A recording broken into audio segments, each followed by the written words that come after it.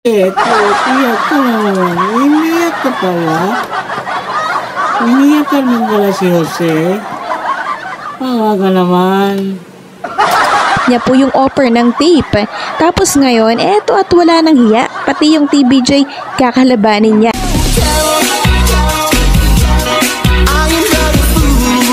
Only for you, darling, I love you. Yo, what's up YouTube? Ayun, magandang hapon po sa inyo dyan. Kumusta po kayo dyan mga OFW sa ibang bansa, mga kabayan natin dyan? Kumusta?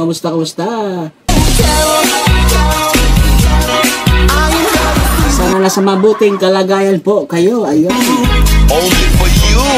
Ang video na to, hatid natin kay Ders TV. Huwag natin kalimutan na bisitahin ang kanyang channel. Darling, I love you. Ilagay ko lang po sa description natin para mabisita ang kanyang channel po. You hurt me.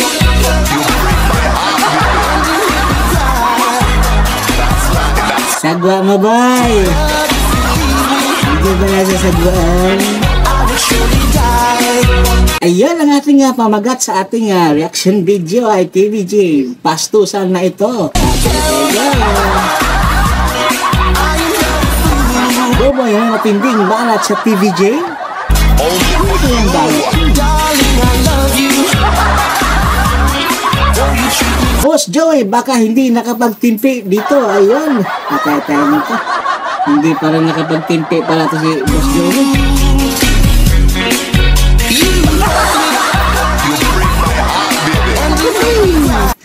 Kung kayo pala ay bago sa ating channel, road to 1K na po tayo guys.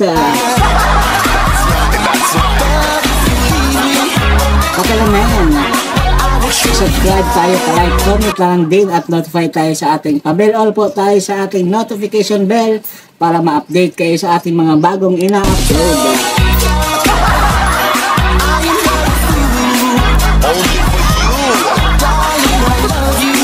Sagwa ho ba? So guys, wala lang patupik-tumpik pa. Silipin na natin baka masilip pa ito ng iba. Gandang araw po, kamusta na po kayo? Andito na naman ako, ang inyong lingkod na legit Dower Cads na tagahatid na mga legit na kaganapan tungkol sa TBJ.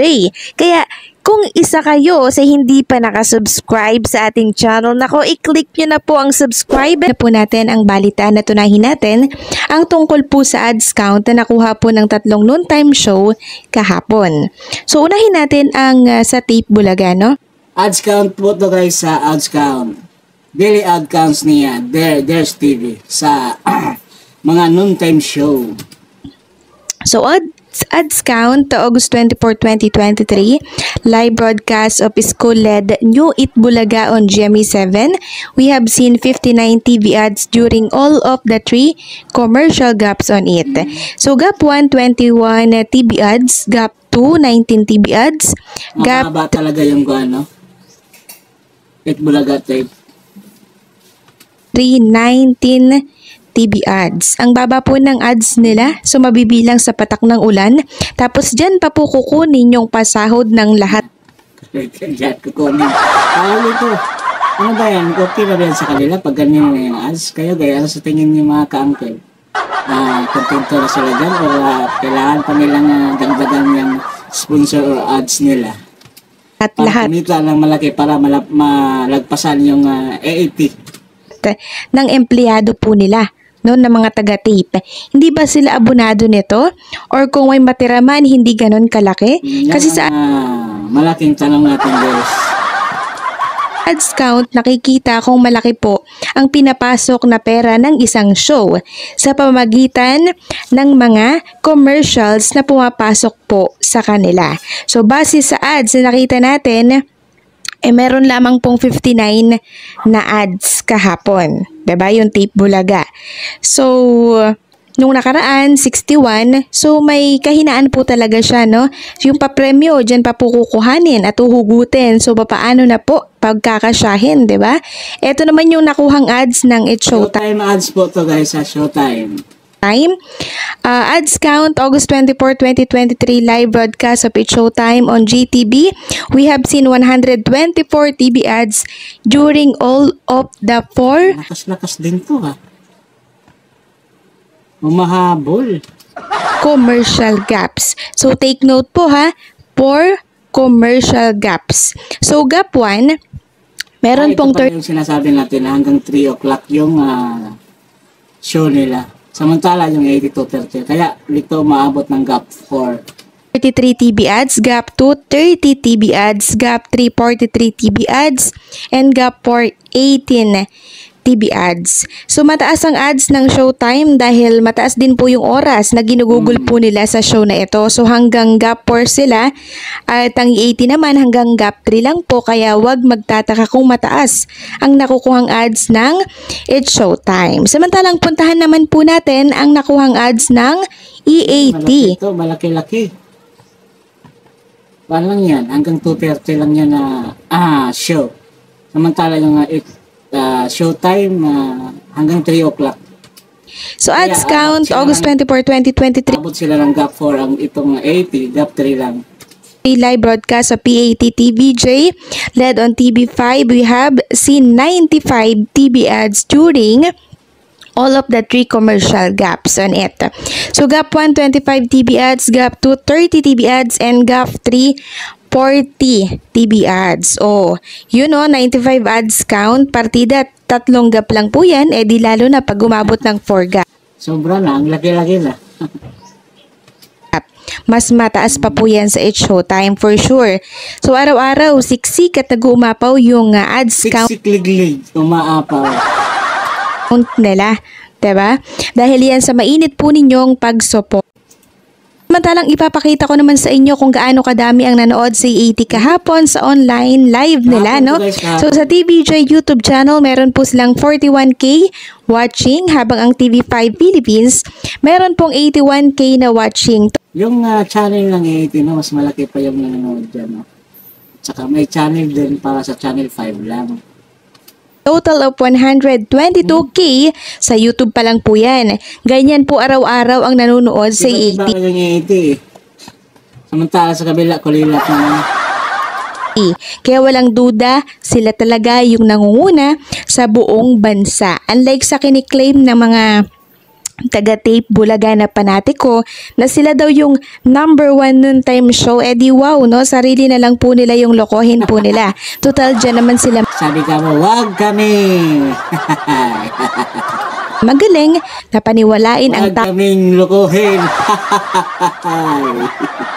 tao sa bagay na napaka-imposible, katulad ng sinasabi po ni Tito Zen noon laban sa kanila na pinapaniwala po nila yung mga tao na sila daw yung Itbulaga, Lagi naman ganyan. pero hindi naman. Ngayon, gusto naman nilang gawin, paniwalain po yung marami na sila yung number 1 noon time show kahit hindi naman talaga. Ewan ko bakit nagagawa nilang ganyan. Kailangan nilang ilabas na hindi totoo. Ay, kailangan nilang ilabas na hindi naman totoo ang nangyayari sa show nila. Di ba? Ewan, pakapalo na lang siguro ng mukha. Samantalang puntahan naman natin ang tungkol po sa Si Boboy, may tinira yung TV ko. Ha, Diyos mio, malamang. matinding patutsyada ni Buboy Villar sa TVJ. So bumanat na din po yung bata, no? May paiyak-iyak pa man din siya kay Jose Manalo nung time na tinanggap Ay, bakit?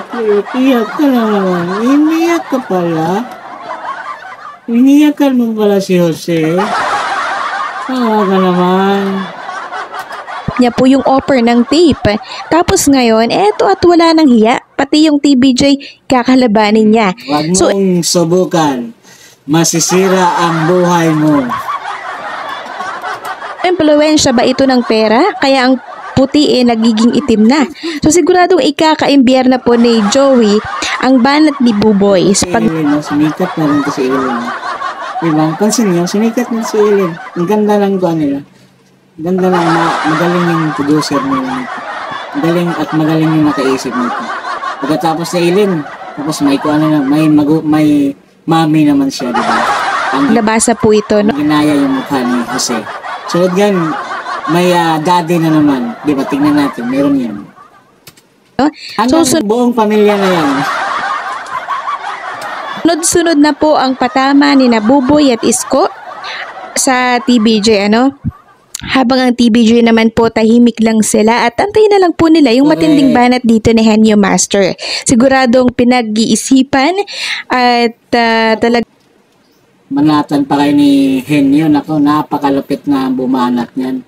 Dahil yung subukan, masisira ang buhay niyo talaga. masasapul ulit sila, no, sa magiging rest back po ni Henyo Master. So ganito po yung naging banat ni Buboy. Basahin Ito po yung banat, ha. Ayan po, basahin. po natin. Buboy Villar nagbahagi ng mensahe, piliin daw maging better kesa bitter. Ano? Nahihibang ka na ba sa sinabi mo, Buboy? Bakit mo naman na binabalatan ng PBG? Hindi naman yan bumabanat sa'yo. Hindi naman yan masyadong bumabanat ng matindi sa'yo. Saka, kung bumanat man sila sa'yo, hindi naman masyadong malalim or patama talaga. Nagbahagi si Buboy Villar ng mensahe sa pamamagitan ng kanyang Threads account. Buboy lang naman yung bumanat sa'yo, di ba? Buboy. Nung nakita sa sugod bahay, naispatan ka ba? Na kanyang binahagi rin sa kanyang Instagram story. Ito ay patungkol sa naging bitter kaysa bitter. At least, Bakit di magkasya? Hala! Kasi ang van mo, maliit, sarado, at kulang sa space. piling maging positibo sa buhay kaysa maging bitter. Matatanda ang naging tampulan ng pambatiko si Buboy kasi Really? sunod ng mga kontrobersyal na kinasangkutan sa kanyang pagiging host sa Itbulaga sa Umalis ka na. Malaki silang bayad sa'yo ba? Kaya ayaw mo, di ka makaalis-alis kasi nanghihinayang ka sa offer sa'yo. Tinitiis mo na lang yung mga pangbabas sa'yo. Tama ba? GMA 7. So, sino po ba yung pinatatamaan niya dito? Na bitter daw. Wala nang iba kundi po ang TBJ. Tinira na yung TBJ. Lupit mo, boy. Ikaw na. Pati TBJ, tinira mo. Diyos mio, wag. Masisira ang buhay mo. Na ito ng mga naging patama din po ni Henyo Master laban sa tape. May matinding rason naman kasi si Joey De Leon kung bakit niya po ito ginagawa. Dahil naagawan siya ng titulo na Itbulaga. Si Buboy, anong pinaglalaban po niya? Walang binaglalaban. Wala. Kaya wala siyang dapat Kaya hindi na siya may eksena dyan eh. Bago na lang, boy. Huwag ka lang makisaw-saw sa mga pambabanat sa isa't isa, pambabanat sa mga noon time show. Hayaan mo na yung ibang taong bumanat kaysa ikaw ang babanatan. Marami ka na, tapos madagdagan pa yung mga basher. Wala ko. Wag nga, pagtirahin mo yung TBJ, nako. Buong tao sa Pilipinas titirahin ka rin. maging dito, no? So, wag na siyang makigulo at magpatama din. Sa kanila niya dapat i-apply ang salitang yan para maging better sila. Kasi sila po yung tunay na bitter dito. Bakit? Dahil ayaw nilang marinig sa show nila ang Tito Bika Joey. Kaya inaalisan po nila ng mic yung May magagawa niyan. Bakit kayo bang hawak ng bunganga ng manalo sa sa Jedlin niyo? Bakit? Kayo bang hawak sa buhay nila? Para hindi nila wala kayong magagawa kahit bawal ibanggit nila yan. Wala kayong magagawa. Pagalitan niya yung nanalo. Na issue na naman kayo niyan. May NTRCB. Ay, Diyos mo yung marimal. mga nagsasami nito. So paulit-ulit na po silang sinasampal ng katotohanan at paulit-ulit din nila itong Real is real. pinagtatakpan sa kagustuhan po nilang mapagtakpan. Si Buboy. Tingnan niyo guys. Bakla. Hindi sa itsura lang ba? May earrings pa, di ba? Ano, ayaw po kasi nila na naririnig po ang Tito Vic and Joey sa tape Bulaga. Kahit yung mga taong walang muwang, nadadamay po sa kanilang kabastusan, kaya sa kanila niya, Walang kamang mobile. Nadalamay pala ha. Pigilin na yan. i-apply yung salitang wag maging bitter. Bagkos sa kanila dapat nila i-applyan para maging better naman yung show nila. Kasi kung hindi po sila bitter, sana hinahayaan niya na lang Kung hindi sila bitter, ampalaya sila.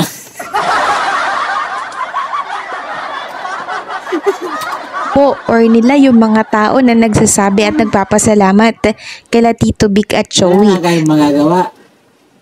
Hawak, hindi niyo mahawak tao. So dun nakikita yung pagka-bitter po ng show nila, Palaya 'di na ba? sila. So dapat ito yung tanggalin po nila, alisin po nila sa show nila nang sa ganun maging better naman ano. At syempre, para maging mas better yung show nila, bakit hindi nila i-try Palit ang na pangalan lang. Alisin nila yung Itbulaga. Tama ba, Jeffrey? palitan yung title na Itbulaga? Tama ka na. Gawin ko mang isip ba, di ba? Ikaw naman, wala siya. Wala. Ay, hanggat dala-dala na yung AAT, Itbulaga na trademark.